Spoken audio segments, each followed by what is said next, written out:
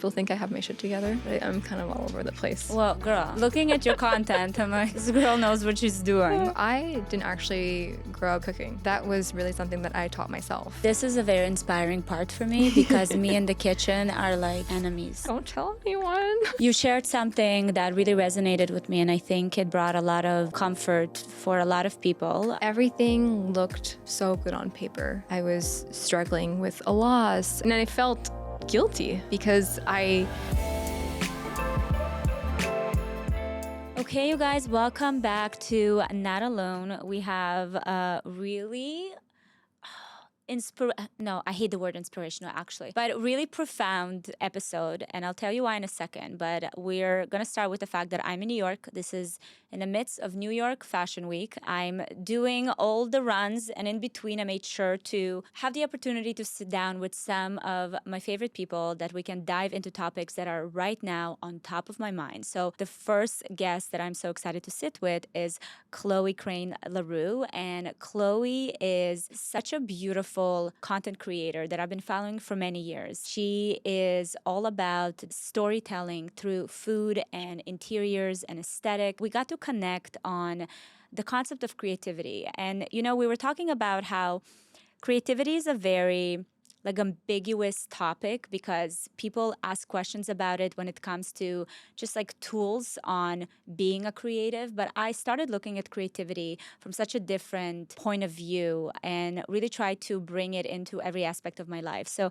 I wanted to sit with her and understand how she views it, how she welcomes it into her life, because if you see her content, the girl truly knows how to romanticize her life, okay? And we need more of that. I need more of that. Just having someone that's so gentle and hardworking and managed to make her art, her work is truly inspirational. So I know you're going to get a lot of insights into this, and I know you're going to enjoy her voice. Let me tell you, this is a good podcast to listen to when you want to relax and get inspired. Without further ado, let's get to it. I am so happy you're here. I've been waiting to sit down with you, and it's always kind of awkward because you follow people on social media. I feel like I know you, but then you see them in real life and you're like, oh, I actually don't really know them. So this is an opportunity for us to connect in real life. Well, I feel like I already know you because I have a little anecdote that is kind of funny. I started following you on YouTube when you had like 50,000 followers.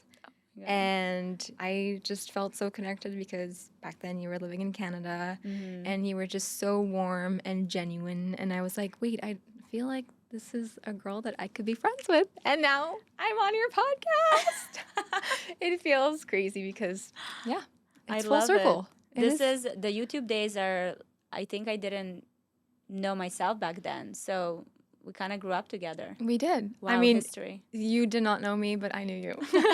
I was also getting to know myself online in front of many people. So that was always fun. Isn't it crazy, the industry that we're in? Crazy. I still can't really wrap my head around it. I'm just like, okay. Just living life with a little magnifying glass. Literally. I forget that I have people following me and that know little bits about my life. And I'm like, oh. Do you ever get like to meet people on a day-to-day and you kind of startled when they know certain information? For sure. But sometimes I'm like, oh wait, they know that because I posted that. But then I'm like, I get startled sometimes and I don't want it to come across like, you know. No, I feel like people apologize and I'm like, no, this is on me. Yeah. I put it out there. So thank you for listening and watching. Exactly. Okay, so let me tell you why I wanted to sit down and talk to you. Okay. So in the past, I would say 2 years, I've been really trying to find this like way to live every day in a creative state. And before, I feel like I used to look at creativity as something that I had to either schedule, either it kind of comes naturally or it doesn't, and a very specific type, you know, like you're creative when you paint or when you do this or when you do that. And as I got older and started really understanding the important kind of role play has in our lives, I was like, okay, now I'm on this mission to figure out and to talk to people that really know how to live in that state all the time. And that's kind of what I get from your content. And listen, this is obviously your work and what you put out there, but you have this energy about Thank you. So I wanted to basically sit down and be like, tell me the ways. So I can. I'll give you all the tips and tricks on my latest episode. I'm just kidding. No, yes, I want it all. But I really want to kind of go back to your early days, like your inspirations. Tell me a little bit about the journey of how you got to do what you do now. I mean, I grew up in Montreal. Both of my parents absolutely love art. It was something that I grew up seeing, talking about, going to museums all the time. That was also like a weekend activity for us. And they would buy me art books, and my mom is an artist, so I would draw with her, I would paint with her, and it's something that I really just absolutely loved. And she just brought that in me. And the fact that also my dad just adored art. He's not an artist, but he just would always tell me, well, let's go to the museum. I will also show you different artists and painters that you might like. So I really grew up in that environment. And being kind of in that, I always kind of knew that I would be an artist. And, you know, when you're like, I mean, you have kids, like, you know, they're always telling you, like, oh, I want to do this and I want to do that. And then from a very young age, I told my parents that I wanted to be a photographer. And you're a kid, like, that will probably change at some point. But I was like, I'm going to be a photographer. And I just was always so sure of that. My mom gifted me a book from Annie Leibovitz. She was just my inspiration. I feel like she's always been doing incredibly unique fashion photography. And back then, my mom was an executive at a fashion company in Canada called Reitman's. So I would go on photo shoots with her, and then I would go to museums, you know, on the weekend. So I really had this kind of photography. The whole environment was fostering that. Exactly, fashion photography, but then going and seeing art. And I thought that Annie Leibovitz was like the perfect mesh of all of that. She created art, but with fashion. And I was like, this is exactly what I want to do.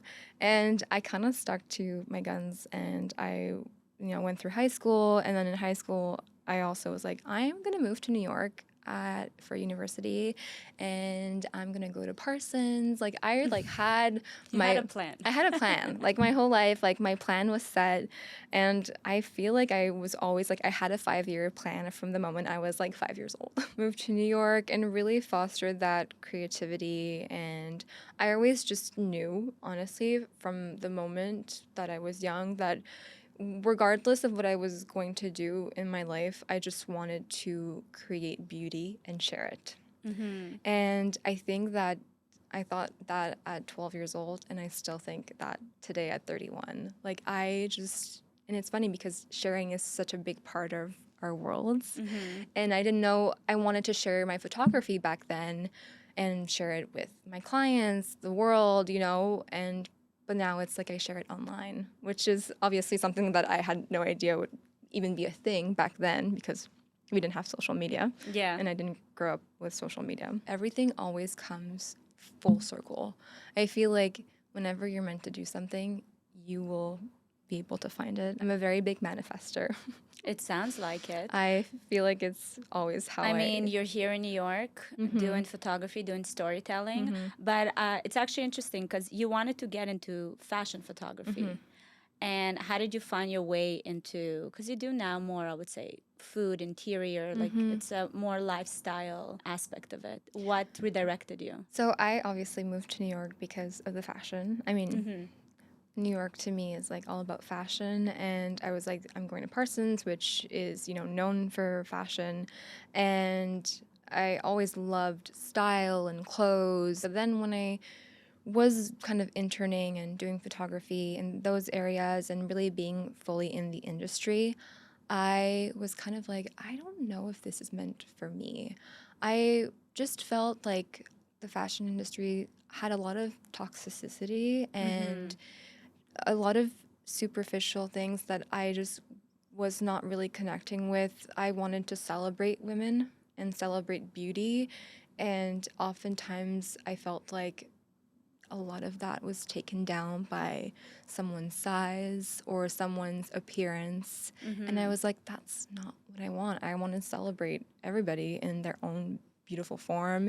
And that's kind of how I was like, okay, this is probably not something that is for me, but you know, I still love that aspect. I still love fashion. I still love style. I still love clothing and the beauty of it and what it can represent. But the fashion industry can be kind of toxic sometimes, obviously. But How long did it take you to kind of realize very that? quickly, I Really? would say, like within like 2, 3 years. Because was I like, feel like when you're at that age, and especially moving here with this like purpose, a lot of us, especially in our 20s, we're so kind of set on this vision that we have for ourselves that we're not really getting an opportunity to connect with the reality of things and be For sure. enough self-aware to be like, you know what, this doesn't really work.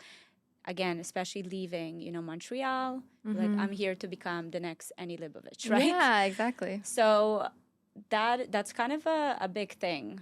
Usually It that is. happens when you're like 10 years into a career, wake up, be like, actually, I hate what I do.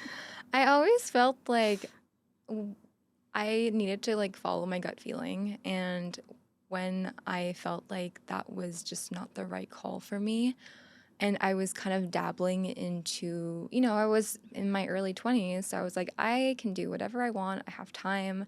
Let me also explore different types of photography. So I was looking into food contracts. I did interiors as well.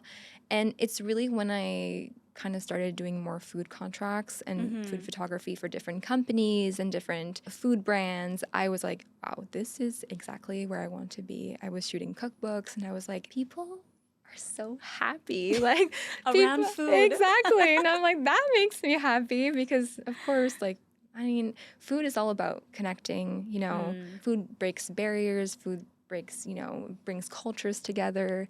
And I was like, this is it for me. Like, not only do I love photographing food because the light hits beautifully, and also like we're not talking about someone's size or how they look or that they need to lose a few pounds. We're talking about a beautiful plate of, you know, a dish of, I don't know, salad or like colors that are popping out. And I just felt like that was so vibrant and it gave me so much peace as well, and like talking to people and then being on set and being able to eat the food after and just conversing around that, to me like it like brought back the essence of what I love, which is connection and beauty.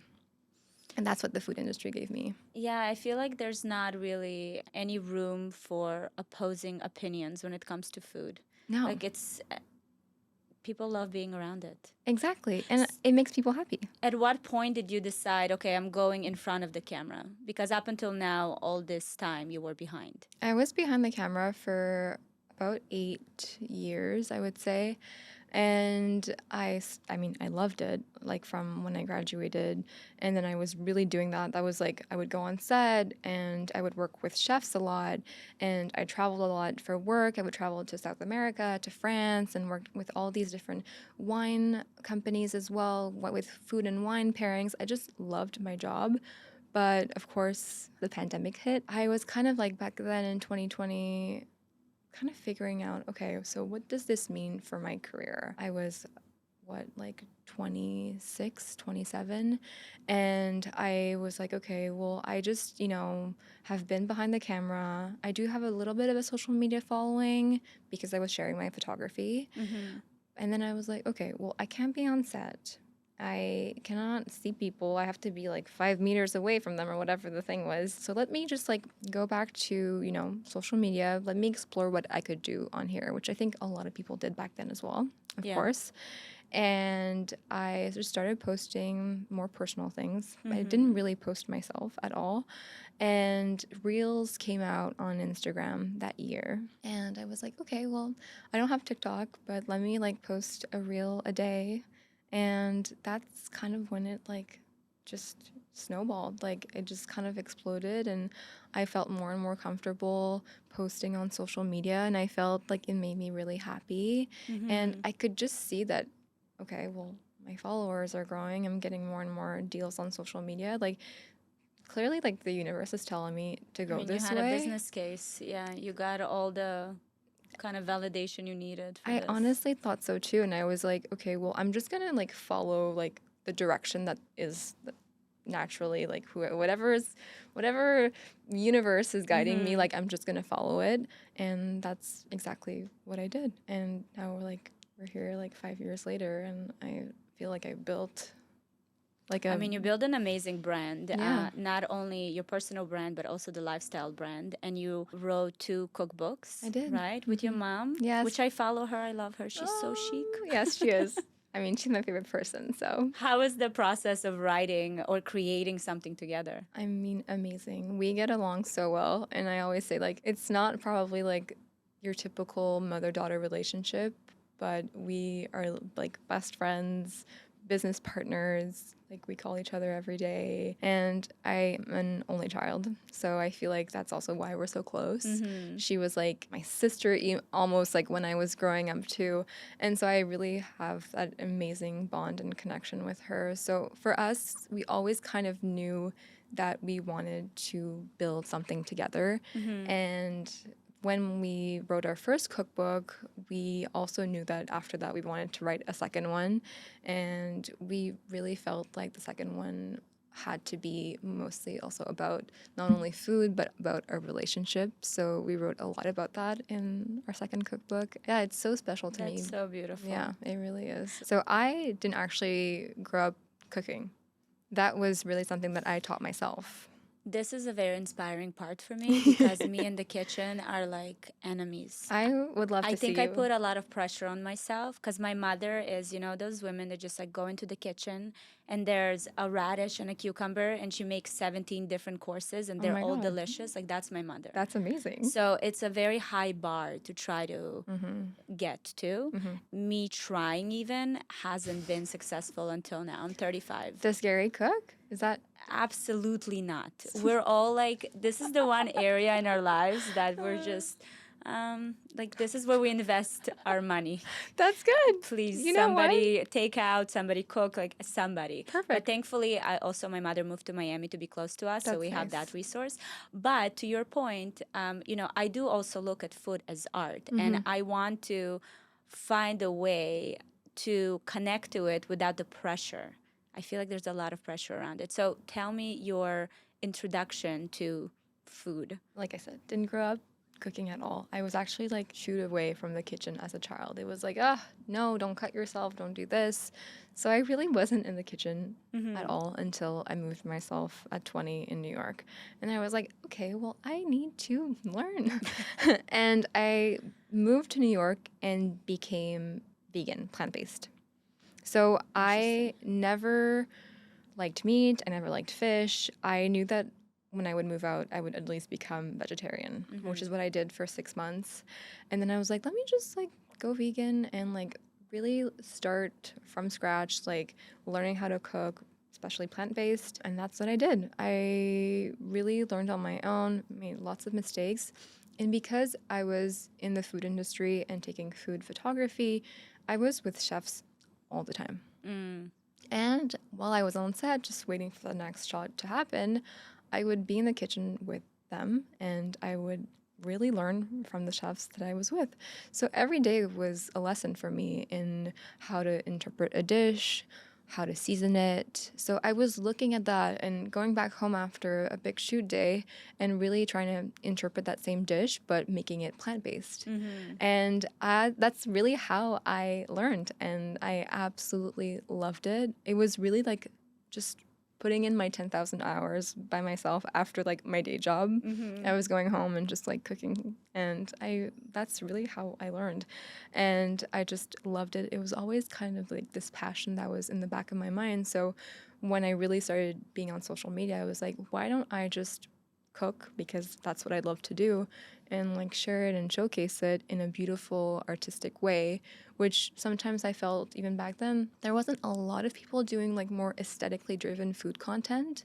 So I was like, okay, let me see how that will be received, and it was well received. I think you also merged the world of like the slow living, the fashion, the interiors really well. So it all complements each other and it all is very cohesive to, the energy you're trying to put out there. Thank you. Which I'm sure takes so much work There's a lot of details there. And when I watch your content or, other creators that are as aesthetic as you, I honestly applaud you guys because I probably wouldn't be able to be in this. That's not my strength. Like I would get caught up with the details that it would just exhaust me and kind of lead to burnout. So Yes. Oh, trust me, I've gone through how that. does that process work for you when it's so highly aesthetic and, very thought through? I overthink so many things. And I think that's also why sometimes I'm like, I need to travel and get out because New York is not my aesthetic, which is like so stupid because I live here. And like I love it, but it's like it doesn't have that whimsical feeling. But I think that's fair. You're right. Yeah, I feel we have too many expectations from the place we live at. You know what I mean? It can't answer all your kind of wants and needs. That's what I say. There's a priority list. And yeah, we can travel today. So you escape to Provence. I escape to Provence usually, or I travel. I love to go to Italy, Spain. I just, I feel like also it allows me to kind of slow down in that way. Of course, when I'm there, I'm working all the time, but it brings that like canvas that I love and those colors that really inspire me.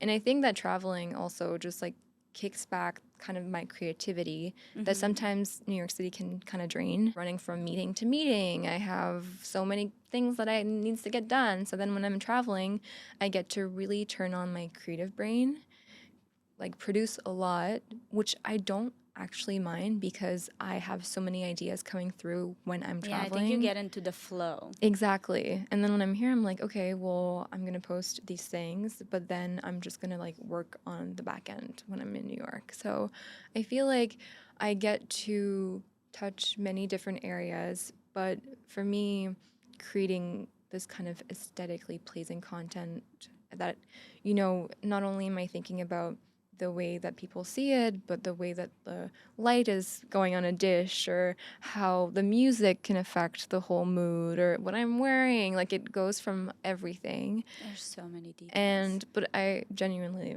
I love it. Did you ever ask you said your mom is in the creative space. I know now she's an artist, but she came from a marketing background. Did you ever call her to be like, I'm in this creative funk, I can't create anything? How did you do it? Because she was already a mother to you. I know you're newly engaged. Congratulations. Thank you. So there's no kids yet, but this is another kind of layer of I don't want to say challenge, but it's another layer you have to take into consideration. For sure. So I feel like in a creative field, it can feel a lot to try to navigate. I feel like I am in many creative ruts, especially in the dead of winter.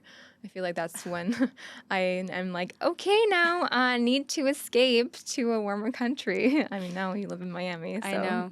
This is what was on my priority list to make sure that I have light as long as possible. Exactly. I mean, that's where I get depressed. So genuinely, I do have seasonal depression. So it is quite hard for me. And that's why I'm like, okay, I need to leave. And I've gone through so many creative ruts, especially, nowadays I feel like we get so caught up in the likes and followers, and if you're not performing and if a post is not doing well, even though like I have the two sides of the coin. I'm like, I shouldn't care about that. Who cares? It's okay. If it flows. But then my mind's like, no. You're also an entrepreneur. It's your business, so Exactly. you have to look at the data. Exactly, which like the data always scares me, and I'm like, oh my God, okay. Then that's when I get into that burnout zone where I'm like, okay, well, I have to perform and I have to get back into it. And I think it could be good because you need to perform and you need to give yourself that challenge. But again, I think there's a lot of bad things that can happen because you can just get caught up in it. When I look at the way we all live, there's this low-grade creativity crisis. And it's not because we are not creative. I feel like we're all naturally are, but just the environments and the systems around us are kind of, killing the spark before the fire is able to, turn on. So I always think about, from productivity to your point, like productivity versus play. And that's why I've been thinking about it so much in the past couple of years. It's like, how do I move away from focusing everything around productivity and finding ways to play more. And by the way, which AI makes me very optimistic. I know there's a lot of really like scary fear mongering. AI is going to take over. Take over. Like I don't want to do admin. I don't want to do my schedule. Like take all that stuff away from me. Yeah. So I can run around and do different hobbies and play with pottery and do whatever. Absolutely. Right? Like that's my big plan for AI. Okay. And I hope people will understand how to use it in that way. And I think it will bring more creativity back. I hope so. From your mouth to God's ears, I really hope that that happens. I do get scared of it because I feel like it's faster than like we're expecting it to be. Yeah. I'm like, wait a second, like ChatGPT came out like 2 years ago, and like it already is like creating. I don't know, like it's just like. But I think it's like Google, right? I mean, we got to a point where I remember people were like villainizing and we just Google it. Like we're not retaining any more information. Which, by the way, I think we have enough information. I think our brains are filled. I think another problem that we have is this information overload. So I agree with you that online it feels like it's moving so fast, like we'll be able to catch up. But that's the beauty. I feel like we're going to start leaning more into the in-person, the real life. I hope so. And we're going to be able to like live in both worlds.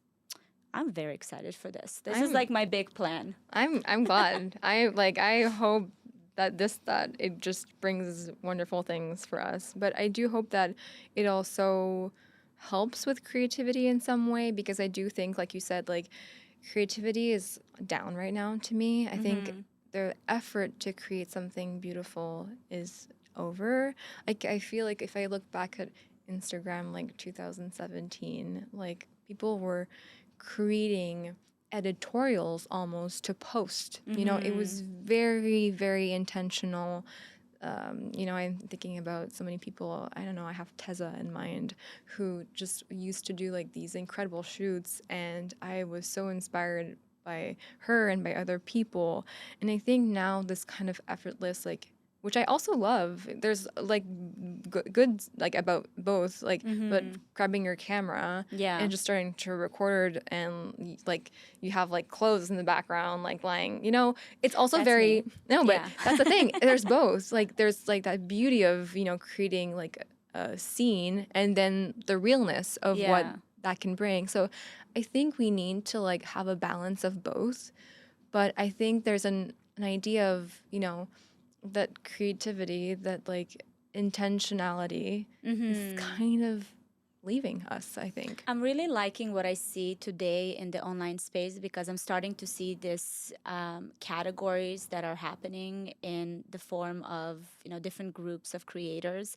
For you, you're very aesthetic. For others, their art is the communication, the way they communicate. There's ones that is very trend focused. So there's different kind of groups now. And I love seeing that people leaning into what their strengths are. I could never do what you do. And for you, it will be kind of going against your art form of storytelling if you just grab the camera and do like FaceTime style videos. So there's definitely a lot of room for all of that, which makes me excited. It's also this myth of the creative type, and I mentioned it to you before, where so many people, when I speak on creativity, a lot of people kind of disconnect because they're like, oh, well, we're not in the content world, or we're not, you know, photographers or whatever. But, you know, I've realized that being a creative and being an artist is truly like, touches every aspect of your life. If it's the way you parent, the way you speak, the way you host people in your home, like so many things that we do on a daily basis. If we are not giving room for that creativity to foster and kind of nourish it, we're robots. We're like on autopilot. Absolutely. Well, it's absolutely for you. But I had this, like, I woke up at 3 a.m. 2 years ago being like, I'm turning into a robot. Like there's no... You have to be careful. Yeah. So how do you... I want to know about your rituals. I know you mentioned, you know, the food. I have to say, cooking is very appealing to me for solely the reason of it makes you slow down and you kind of really get into that state of being really focused and intentional with what you do. Are there any things in your life, any systems that you build for yourself, rituals that help you to kind of find those moments as well? Absolutely. I feel like it obviously is not like every single day on the dot I'll do the same thing, because of course like my life is all over the place. I travel a lot, but I try to implement those routines even when I'm traveling. And that would be like waking up and having a workout right away. That just kind of clears my brain. It wakes me up. It makes me feel good. I'm already done. It's 7:30. Wonderful.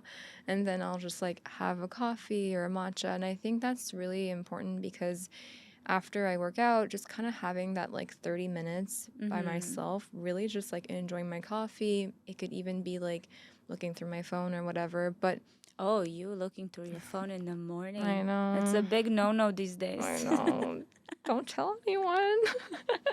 But I feel like that even is a ritual of just like going through those steps.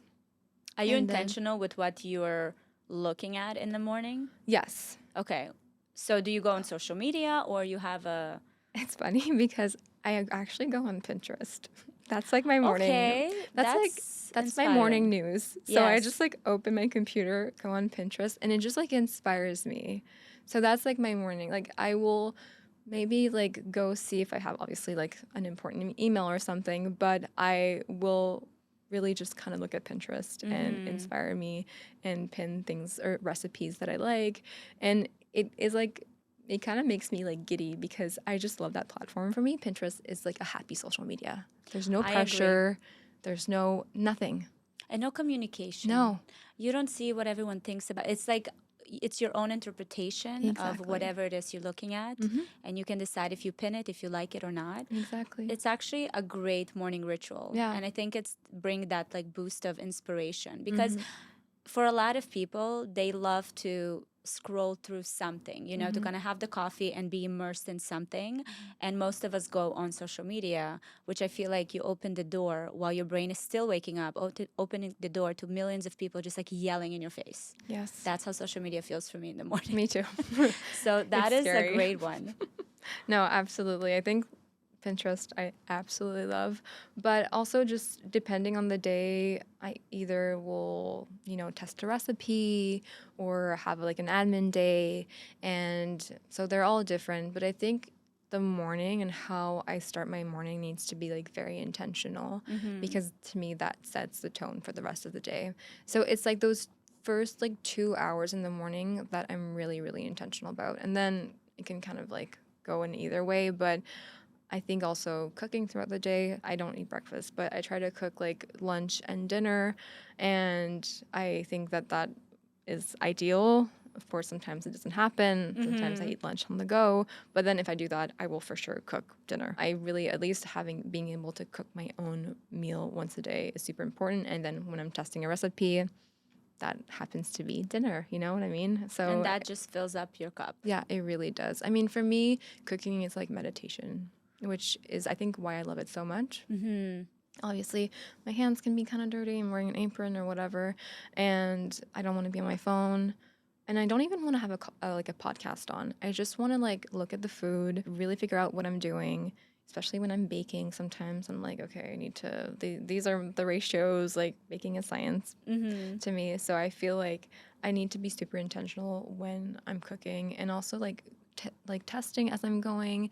And that to me is many steps, and just provides so much joy. How do you keep making it your art? Because now this is like a business, right? And this is something that, you know, you're continuing with the cookbooks, you're doing all these things, collaborating with all these brands.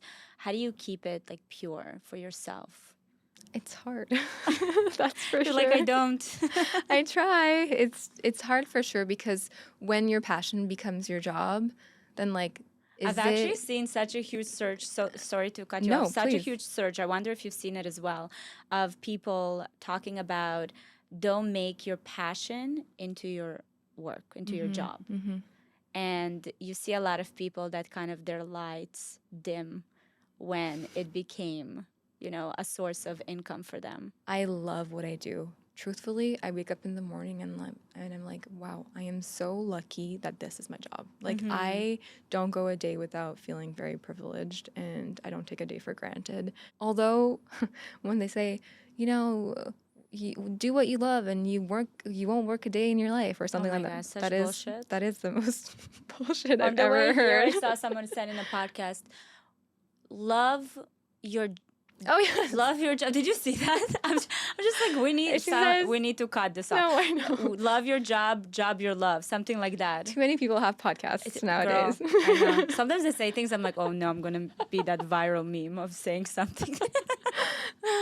That was but this is what I'm saying, you know. Yes. It's just very difficult to kind of balance loving something and continue loving it through all the difficulties, because there's a lot of difficulties when it's a business. Absolutely. And I think what I've discovered in the last few years and why I feel like I have an aesthetic and that's driven my business, I also touch a lot of different places and different things within my business and within what I've created.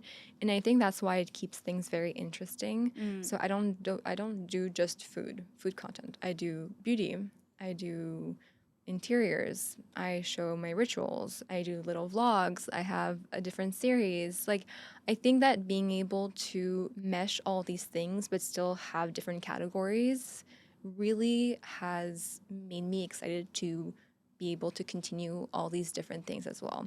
So when I'm not like doing solely food or I'm doing beauty for a day, then the next day when I do food, I'm like, oh, that's so fun, you know? It feels fresh. It feels fresh. Yeah. And some people will always tell you, go into one category. Worst Have a advice. niche. Like, I'm like, no. The thing that I love the most is being able to touch different things and to always like grow within that. Because you're always going to be new at something. But if you do love multiple things, yeah, do them. Be able to touch and learn through all of these things. And if you love beauty and if you love fashion and if you love food or I don't know, if you love construction, whatever, being able to showcase all those things makes you super multi-hyphenate or like, you know, is that the right word? Multi-hyphenate? It sounds right to me. Okay. But English is my third language, so I don't know. Well, English is also my second language, so I don't know. We're doing great. We're doing fantastic. Do you have kind of a life motto that you follow? Is there something that's constantly, like, you go back to? Not really. I'm kind of just like winging it. I love that. But I feel like people think I have my shit together, but I'm kind of all over the place. Well, girl, I mean, looking at your content, I'm like, this girl knows what she's doing. It also brings me peace, which also, you know, with content creation, there's a lot of conversation around authenticity or like documenting versus sharing or, you know, all these things. Through your content, although it's very polished and thought through, there's this like raw human emotion that you're able to get through, which is truly a gift. Thank you. I really appreciate that because I feel like sometimes it's hard to be able to, you know, be super vulnerable online, you know? And I've struggled with that because I always thought that I needed to be kind of politically correct and, you know, be in a certain way. But I also feel like being able to talk about the struggles that you're going through or, you know, being able to really share your stories in a way that will help people is also like makes me feel wonderful, even if it's struggles with something that happened or being able to share that and being vulnerable and super important, but also being able to remain private in some way and remain like not make your vulnerability a commodity. Exactly. Which I think can be tricky. It on is. social I media. think that there's that fine line, you know, how do you not go overboard with that? And I think it's hard. You shared something that really resonated with me, and I think it brought a lot of comfort for a lot of people through your own personal experience in the last year. You shared how the most kind of seemingly happy and busy and successful year of your life was also the most difficult one. Unfortunately, we need a reminder of that sometimes because, again, the lines are blurred when you look at someone on social media, and obviously I'm trying to also remember that there's a human behind there. For sure. How did that year shape you or change the way you move now? I think it changed me so much. I feel like last year was such a big year. I was publishing my cookbook. I was doing so many events. I was hosting events. I was traveling for 3 months on my book tour, and everything looked like so good on paper. I think for the outside world, people were like, and I was getting those comments like, oh my God, like everything is going so great for you. You made it. You made it, you know, like your life is perfect. I remember getting that comment and I was like, wow, what? Absolutely not. Like, I felt guilty because I felt like I was sharing what was going through, but then I didn't want to sound like I was whining or like, oh, you know, this girl, like she's whining about her life or like, you know, but first world problems or whatever. So I felt like I had so many different things to balance while I was, you know, going through this amazing year where all these things were happening. And then I was struggling with a loss and I just felt like so many things were going on. I was having an incredible time, but also the pressure of like having to like sell books and like, you know, constantly promote it and not having like a day to myself, like completely traveling literally every week and completely burning out. And like my body was exhausted. Like I went to the hospital because like I could not, you know, go a day more. Like my body was physically telling me like, you have to stop. But then again, like through the exterior, it was like, wow, like she's like on the cover of a newspaper, like wow, like everything was going great. But I think that's what also needs to be said is like sometimes like when you see someone doing amazing on paper or online, like it's not probably true or like it's not the full picture, let's say that. Yeah.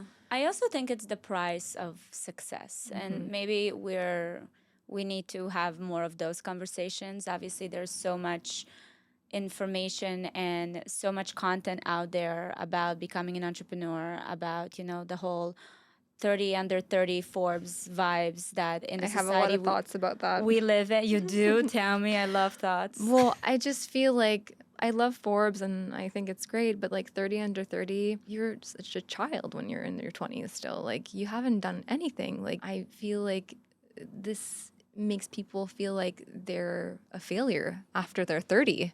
We should be celebrating people changing careers at any age. If you're in your 50s and you're starting a business, like that's incredible. Like there's so many different steps that come with being an entrepreneur. Yeah. And if you are starting a new business or starting a new venture later after 30, that should be celebrated as well. I think the biggest impact Forbes did on me was when they came out with the 50 plus list. Then I was like, okay, I'm set. I'm going to read this and I'm going to listen. Okay. Because to your point, that's what I'm looking for. Even if you're super successful at 30, you don't have enough of runway to have experienced the kind of things that come when you have a career that spans, 30 years.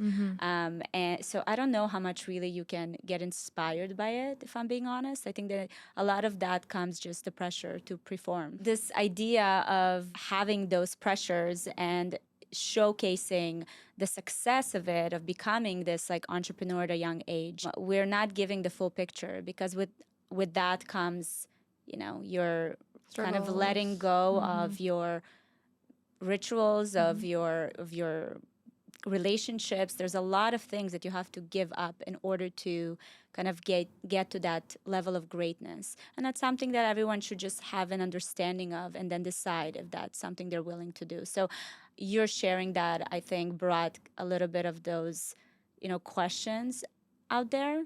So there's a lot of young women that are following you and watching you. And I think that was really helpful. I think I want to be as authentic as I can in the way that I want to show the great things that happened. And I also want to chat and talk about some struggles. And I think that opens up many conversations about life in general and how it's not always smooth sailing and how we go through different phases, and that's okay. And I think that it's important to not look at people online and compare yourself. I think that's also... I don't think that's possible, though. To compare yourself? Yeah, I feel like that's no one an does advice that. It's Right? It sounds great, but it's But not no one does realistic. Compare yourself. Just have all the information to understand the full picture. You know what I Right. mean? Or as much information to understand the full picture. I Exactly. think that's where I'm at with that. What do you see the future of what you do? Like, is there anything in your 5-10 year plan that you would want your brand to evolve into? Well, it's funny because I did mention at the beginning that when I was young, I had a 5-year plan, I had a 10-year plan. I was like, at this age, I'm going to accomplish this, at this age. And now I'm like, I have no idea. And you know what? I'm so okay with that. I don't know what I'll do next year. I don't know what I'll do in 5 years. And I think that now, because our lives are changing so fast and technology and everything is moving at such a fast pace, I really just want to kind of embrace the flow of what's next. And if there's an opportunity that comes up that could be interesting, I'm like, okay, I'm a yes person. You're just an open vessel. I am. You're like, I'm ready for whatever comes my way. Come to me. But I love it. Yeah, no, I think it's to me, I feel like I'm at peace with that. I think that's the best place to get to, this accepting the uncertainty of life and still being optimistic about it, because it's very against like a human nature. We really want to plan and know and do. For sure. I would say the past 5 to 10 years just showed us that it's a cute idea, It is a cute idea. but it's not gonna happen. No, we just need to go with the flow. So I'm reading The Artist's Way right now by Julia Cameron. Have you read it? Yes. Okay. I'm still very much in the beginning, but I feel like I wanted to know if Are you Chloe- going to go through all the steps? Yeah, I have to. I'm just waiting for a time that's a little less busy. I know. It's hard to like But I'm excited. you can do it for in different steps as well. Have you done it? I've done like half of it. It's And then you hard. dropped off? And then I mean, I do it in my day to day, but not through like the book of like, sometimes like you have It can to, get a little rigid. Yeah, exactly. So, but I loved it. I think it's brings out that artistic way that, especially that you've been wanting to explore as well. And Yeah. I think it's important to really be able to focus on how you can bring that artistic, because we all have it inside of us. I think we all do, but some people bring it out more and some people suppress it. And I think that there's ways and there's steps that we can all embrace it more. So that's why I love it. You know, my husband, when we started dating, he told me something that resonated with me so much. And in a way, I even think that it brought me into social media, because I was still modeling and I knew I didn't want to do that anymore. And I didn't really know what to do next. And he told me, it's like, your life is your art. That was before social media. And I was just sitting there being like, wow, that's so profound. It is. Yeah. And in a way, that's kind of how I view all of this, like social media, the everyday, the raising kids. So you want to become the artist, like the best artist you can be, because this is it. This is my work. Your life is your canvas, and Yeah. you can paint it. Look at us. We're so poetic. So poetic. Okay, are you ready for a rapid fire? Oh my God. Sure. Okay, I really want to know, especially coming from you, starter camera for anybody who wants to just pick up photography. Oh, wow. Okay. I honestly feel like everybody needs to get a 35 millimeter film camera. And it's very simple. You can get an automatic, like 35 millimeter. It's not complicated, but I think like going back to film is like the essence of photography. And it's just like so beautiful. But if you do want like any kind of camera, I'm a Canon girl. I've always been. I know that a lot of people love Sony, but I feel like any like Canon camera would be great. I know that everybody's been like getting those like G7X. Girl, do you know their pricing now in the market? I need everybody to stop buying those. I still have mine from 2016 and I've been using it. And I'm like, It's vintage. It's cute. Yeah, it's vintage, literally. Everyday object you can't live without. I mean, my phone. That's the truth. It's the truth. How about a film or a novel that inspires you? So my favorite film is Call Me by Your Name. It's a movie that I could watch every single day. And I also love The Taste of Things, which came out last year. And it's all about food. But those two movies to me are so beautifully shot. The cinematography is incredible. It's so inspiring. And they fill me with so much joy and creativity. If I'm in a creative rut, I go back to those all the time. If you could kind of give a word to describe the phase of life you're in now, what would it be? Transitional. Mm. Yeah, I think a lot of things are coming. I don't know what they are, but I can just like feel it. Oh, I love Which that. is It's the exciting. manifestor in you. Yes, She's working. I am working. She's working. Whoever she is. Chloe, thank you so much. This was so lovely. Thank and I you. knew I'm going to sit down with you and kind of have this energy in real life. So you're leaving me with a lot of inspiration. I appreciate it so much. Thank you for having me. Thank you so much for watching this video. I hope you enjoyed it. Don't miss my newest episode right here. And if you're listening to the podcast on Apple or Spotify, please go and leave a review with your biggest takeaway. I love reading your thoughts. They inspire me. So if you have any suggestions for guests or topics, you can leave them in the comment section. And always, always remember, you are not alone.